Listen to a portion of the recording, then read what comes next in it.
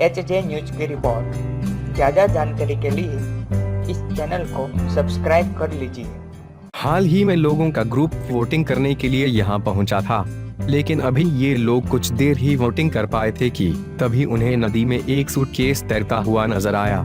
ये लोग उस सूटकेस को किनारे तक लेकर आए और जैसे ही उसे खोलकर देखा तो सभी हैरान रह गए। अमेरिका के कैलिफोर्निया की एक नदी में हैरान कर देने वाला अमानवीय मामला सामने आया है। यह मामला कैलिफोर्निया नदी पर स्थित एक वोटिंग क्लब का है। यहाँ दूर दूर से लोग वोटिंग का आनंद उठाने आते हैं।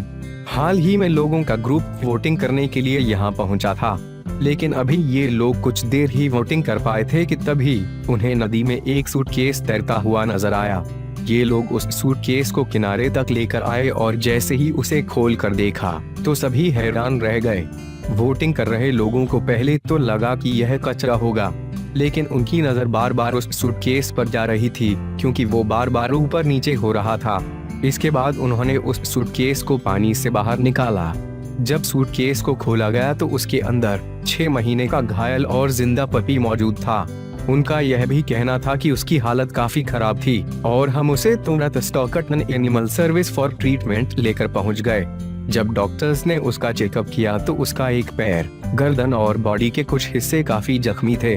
डॉक्टर्स ने बताया कि जूनो को काफी केयर की जरूरत थी। अब वो अपने पैर पर भी खड़ा हो रहा है और चल फिर भी सकता है। पपी की जान बचाने वाले इन लोगों ने उसका नाम जूनो रखा है।